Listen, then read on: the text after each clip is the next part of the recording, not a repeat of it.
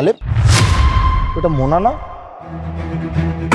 তাই তো মনে হয় তো মনে হচ্ছে কিন্তু ও তো বলছিল কোন কোম্পানির জানি এইচআর, কিন্তু এখানে তো দারোয়ানের জব করতেছে। আমাকেও তো তাই বলছে, আমিও তো বুঝতে পারছি না। এক মিনিট, একটা কল করি আমি।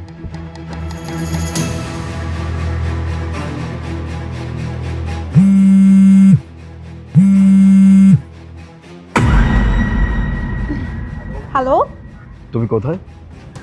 আমি আমি তো এই অফিসে কাজ করতেছি।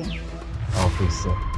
অ্যাকচুয়ালি তোমার সাথে একটু দেখা করার ইচ্ছা হচ্ছিল আর কি, সম্ভব?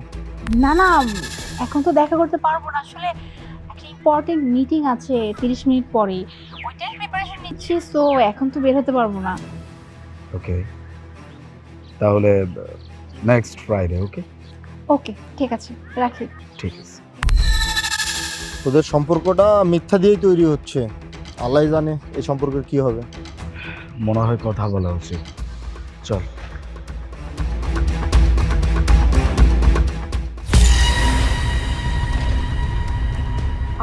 আলিফ, তুমি? হ্যাঁ, আমি এখানে, কিন্তু তুমি এখানে কেন? আলিফ, আসলে আমি এখানে জব করি। জব করো? Security guard? তুমি না আমাকে বলছো যে তুমি কোনো একটা কোম্পানির এইচআর? আলিফ, আমি এইচআরই ছিলাম একটা কোম্পানিতে। কোম্পানিতে হঠাৎ করে লস হওয়ার জন্য ওরা অনেক এমপ্লয়কে ফায়ার করে, তাদের মধ্যে আমিও পড়ে যাই, তাই আমার জবটাও চলে যায়। আমি 1 মাস যাবৎ অনেক চেষ্টা করছি একটা জব খোঁজার জন্য, কিন্তু আসলে আমি কোনো জব পাইনি। ওদিকে বাবা অসুস্থ অনেক, বাবার ট্রিটমেন্ট, মেডিসিন, অনেক টাকার দরকার ছিল। পরে আমাকে একজনে এই জবের কথা বলল, আমি জবটা নিয়ে নিছি। চিন্তা করো না, আমি আমি জব খুঁজতেছি, আমি একটু ভালো জব পেলে আমি এই জবটা ছেড়ে দিব।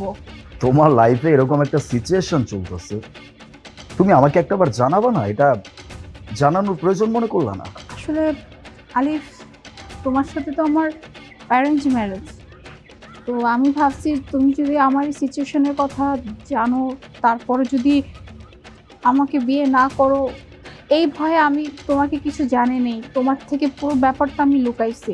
আর আমি এটাও জানি যে তুমি এখন সব কিছু জেনে গেছো, তুমি আর আমাকে হয়তো বিয়ে করবে না। কি বলছো তুমি এসব? আমি কেন তোমাকে বিয়ে করবো না? হ্যাঁ, তুমি এখানে কাজ করছো, চুরি করছো না। আর তার থেকে বড় কথা হচ্ছে যে তোমার সাথে আমার অ্যারেঞ্জ ম্যারেজ। আমি তোমাকে ঠিকভাবে চিনতাম না, মনের ভিতর একটা ডাউট ছিল যে মানুষটা আসলে কেমন হবে।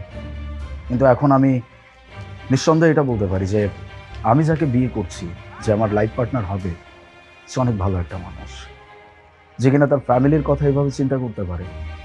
সে আমার ফ্যামিলিকে যথেষ্ট ভালো রাখবে, এই বিশ্বাস আমার আছে। যাই হোক, তোমার বাবা কোন হসপিটাল আছে?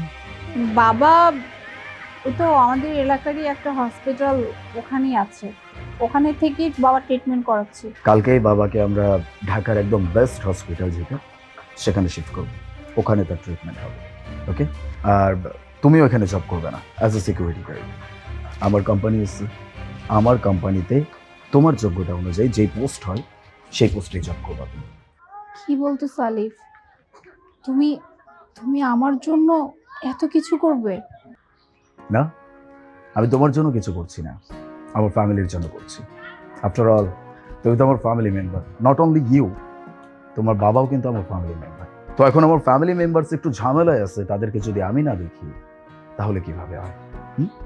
আলিফ, আমি আসলে খুব টেনশনে ছিলাম জানো, যে তুমি মানুষটা কেমন হবে, বা তোমার সাথে আমি সারাটা জীবন কীভাবে থাকবো, যেহেতু আমাদের arrange marriage.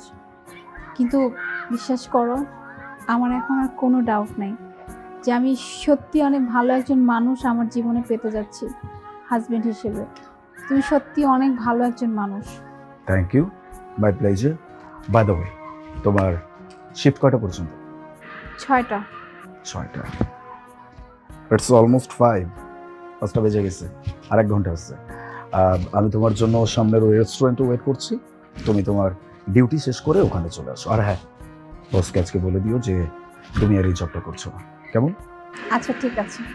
By, see you.